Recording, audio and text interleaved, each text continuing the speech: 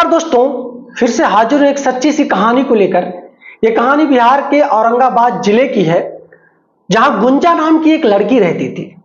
इसने इंटरमीडिएट किया, ग्रेजुएशन किया। ग्रेजुएशन करने के बाद जब ये घर पे थी तो इसके परिवार वालों के दिल में एक ख्याल चलने लगा कि इसकी शादी कहीं फिक्स कर देते हैं एक अच्छे घर में, और शादी हो जाएगी, वहां जाएगी तो उसके परिवार वाले चाहे उसके पति अगर चाहेंगे तो पढ़ाएंगे, नहीं चाहेंगे तो नहीं पढ़ाएंगे। गुंजा से इसके परिवार वाले कई बार पूछे भी कि किस तरीके का लड़का होना चाहिए जिससे तुम्हारी शादी की जाए, क्या कोई जॉब वाला हो या कोई व्यापारी हो, किस तरीके की लड़के से शादी करना तुम पसंद करोगे। गुंजा कहती है कि आप लोग जहां चाहो, चाहे जैसे चाहो, मैं तैयार हूं, बस लड़का ठीक ठाक हो, कोई उसके अंदर नशा पानी ना हो, कोई गलत हरकत ना हो, मैं तैयार हूं, मुझे शादी तो करना ही है। जान कहे तो बच नहीं पाएगी। परिवार के वालों ने पूछा, भाई आखिर ये क्या किस तरीके से बात तुम कर रही हो?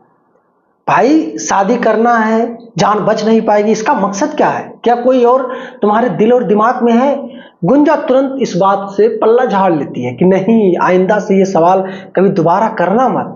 तुम लोग सोच भी कैसे सकते हो कि मैं इस तरह के नेचर की लड़की हूं? क्या तुम लोग इस तरीके से मेरे बारे में सोचते हो? ये सारी चीजें कहने के बाद गुंजा पल्ला झाड़कर अपने कमरे में चला जाती है। घर वाले, परिवार वालों के अंदर एक अलग सा फीलिंग आने लगा कि भाई एक लड़की है, इस तरीके की बात आखिर इसने कैसे कह दी? सच में पता लगाया जाए, क्या सच में इसका है किसी से संबंध या नहीं। परिवार के लोग काफी जानने की कोशिश किए इधर उधर, लेकिन समझ नहीं पाए। क्योंकि समझ कहां से पाए? क्योंकि जिस व्यक्ति के ऊपर ये लोग गेस ही नहीं कर सकते, वही व्यक्ति इनके घर आता था, रात रुकता था और कांड करके चला जाता था। कोई और नहीं, गुंजा का सगा फूफा ही था। गुंजा सगा फूफे से फूफा फूफा करके बात कर लेती थी कभी कभी, तो लोग भी नहीं समझ पाते थे परिवार के कि यार क्या मैटर है क्या नहीं है। बस यही सोचते थे भाई फूफा है, रिश्ता बाप की तरह है तो बातचीत कर लेगी, क्या दिक्कत है। गुंजा भाई इस तरीके से अपने फूफा के प्यार में दीवानी हो गई कि इसकी दीवानी की जो आदत और हरकतें होती हैं, ये वीडियो में आगे आपको पता चल जाएगा। अब गुंजा के परिवार वाले प्रियांशु सिंह नाम के एक व्यक्ति से शादी फिक्स करते हैं। प्रियांशु देखने में काफी सुंदर था, गुंजा से काफी ज्यादा खूबसूरत था। प्रियांशु ने पता नहीं क्यों एक नजर में इस लड़की को देखकर पसंद कर लिया। क्योंकि गुंजा के जो भाई थे, इसके जो माता पिता थे, प्रियांशु सिंह को काफी मोटी रकम ऑफर कर दिए थे कि अगर तुम मेरी बेटी से शादी करोगे तो मुंह मांगा पैसा तुमको मिलेगा। मेरी बेटी ग्रेजुएशन भी कर चुकी है, पढ़ाई लिखाई तुम करवाना चाहोगे तो ले जाकर पढ़ाई लिखाई करवा सकते हो, कोई दिक्कत नहीं होगा। प्रियांशु कहता हो तो बात की बात है, मेरे दिल में जो आएगा या जो बनना चाहेंगी बिल्कुल कर सकते हैं, मुझे कोई इस पे आपत्ति नहीं है। ये सारी बातें होती हैं। उसके बाद एंगेजमेंट होता है, जिस तरीके से रस्म शादी के होते हैं, सारा रस्म अदा होता है, डेट फिक्स हो जाता है, शादी का दिन आता है। शादी के दिन फिर अच्छे से धूम धड़ाके से बारात जाती है, दोनों तरफ जयमाला पे सब कुछ बहुत अच्छे से चला कि मतलब कोई ये गेस ही नहीं कर पाया कि गुंजा के दिल में कोई और ही राज कर रहा है। अब सुहाग रात का दिन आता है। सुहाग रात के दिन पति यानी कि प्रियांशु सिंह अपने पत्नी गुंजा के कमरे में जब आता है, गुंजा से बातचीत करता है, उसके बाद जो पति पत्नी में संबंध स्थापित होते हैं वो संबंध स्थापित करता है। उसके बाद ये लोग आराम से सोते हैं, सब कुछ बहुत प्रॉपर चलने लगता है। लेकिन गुंजा ये सोच रही थी कि हफ्ते 10 दिन पे ये अपने फूफा को इस जगह पे भी बुलाए और बातचीत करे, फूफा रात रुके, उनसे अच्छे से बातचीत करे। लेकिन प्रियांशु ने कहीं ना कहीं ये चीज बता दिया था गुंजा से कि मुझे हर चीज बर्दाश्त है, तुम जो चाहो पहनो, जो चाहो खाओ, जो चाहो नहाओ, जो तुम चाहो हर चीज की आजादी तुमको इस घर में है, लेकिन कोई गैर मर्द चाहे कोई रिश्तेदार ही क्यों ना हो, कभी इस घर में प्रवेश नहीं करना चाहिए, सिर्फ तुम्हारे बाप और तुम्हारे भाई के अलावा। गुंजा बड़ा चिंतित हो गई, अपने फूफा से फोन में बातचीत करने लगी कि फूफा लगता है कि हम लोगों का दाल नहीं गल पाएगा। मैं तो चाहती थी कि शादीशुदा हो जाऊं और आपसे मेरा सब कुछ अच्छा से चले, कोई भनक भी ना पाए। फूफा भी बड़ा समस्या में आ गया यार कि इस तरीके से तो मैं जानता नहीं था, नहीं तुम्हारी शादी में होने नहीं देता, इतना बेकार है तुम्हारा पति, इसको रास्ते से लगता हटाना पड़ेगा। गुंजा तो एक बार अपने फूफा के जुबान से इस शब्द को सुनने के बाद डर गई कि फूफा जी ये क्या बात आप कर रहे हैं? अरे रास्ते से हटाओगी, मेरा पति है वो, क्या होगा, समाज क्या कहेगी, दुनिया क्या कहेगी।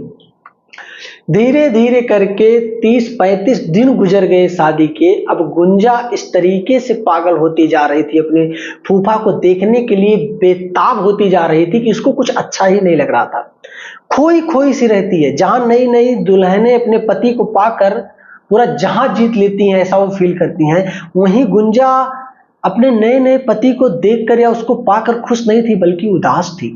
प्रियांशु कई बार गुंजा से उसकी नाराजगी, उसकी नाखुशी का कारण भी जानने की कोशिश करता था कि आखिर क्या कारण है, तुम क्यों मुंह बना के, मुंह लटका के हमेशा बैठी रहती हो, इसके पीछे का कारण क्या, क्या कोई गलती मेरे परिवार वालों से हो रही है या कोई गलती मुझसे हो रही है। जो कुछ तुम कहना चाहो तुम खोल के कह सकती हो, किसी बात को दबा के मन में मत रखो। गुंजा कैसे कहे अपने पति से कि मैं अपने फूफा से मिल नहीं पा रही हूँ, मैं अपने फूफा के लिए बेताब हूं, मैं नहीं जी सकती उनके बिना, कैसे कह सकती थी।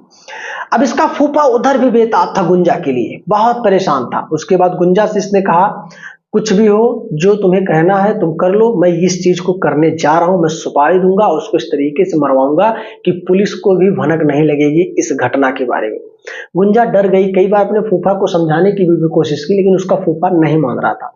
कह रहा था सब कुछ ठीक हो जाएगा, परेशान मत हो, मैं सब कुछ संभाल लूंगा। गुंजा ने एक हाँ सिर्फ कहा कि ठीक है, अपने हिसाब से देख लो, जिस तरीके से निपटा पाओ।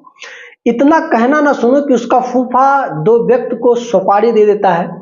एक दिन शाम को तकरीबन 3 बज रहे थे, प्रियांशु सिंह मोटरसाइकिल से आ रहा था, तब तक पीछे से 2 बदमाश आते हैं और ताबड़तोड़ शूट करते, उसके बाद हत्या कर देते हैं उसका। प्रियांशु वहीं गिर जाता है, अगल बगल के लोगों की भीड़ इकट्ठा होती है, मौके पे पुलिस मौजूद होती है।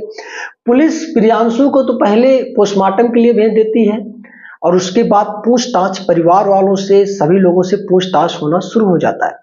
शूटरों के पीछे लग जाती है। शूटर जब गिरफ्तार होते हैं तो शूटर इतना एक्टिव थे कि वो लोग बताना ही नहीं चाह रहे थे कि इसके पीछे कौन है।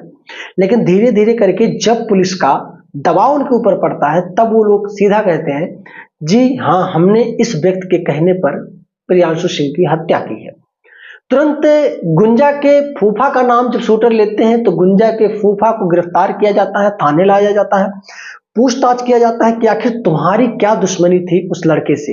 अभी नया नया रिश्ता जुड़ा है, शादी के भी कुछ ही दिन हुए हैं और तुमने इस तरीके का घटना क्यों कर दिया, क्या कोई पर्सनली दुश्मनी थी, क्या तुम इसको पहले से जानते थे। तमाम प्रकार की पूछताछ होने लगी, डंडा बरसने लगा, झापड़ भी बरसने लगा पुलिस के हथकंडे के अंदर। जब फूफा फंस जाता है तो उसको समझ में नहीं आता कि वो क्या करे। तो कहीं ना कहीं पुलिस उसके ऊपर दबाव बना रही थी कि सच बताओ, आखिर सच क्या है। तब फूफा कहता है कि मैंने जानबूझकर ये काम नहीं किया है।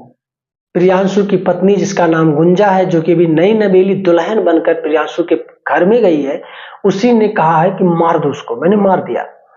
अब पुलिस ये बात सुनती है, तुरंत गिरफ्तार करने पहुंच जाती है गुंजा को। गुंजा को गिरफ्तार करके लाया जाता है थाने, वहां पूछताछ किया जाता है। गुंजा ने पूरे घटनाक्रम के बारे में बताया कि किस तरीके से बहुत पहले से, तकरीबन शादी के 4 साल पहले से अपने फूफा के प्यार में ये दीवानी थी और फूफा के बिना ये जी ही नहीं पा रही थी, लेकिन कोई इसके बारे में नहीं जान रहा था और शादी तो ये बिल्कुल कर ही नहीं सकती थी, मजबूरी थी इसकी।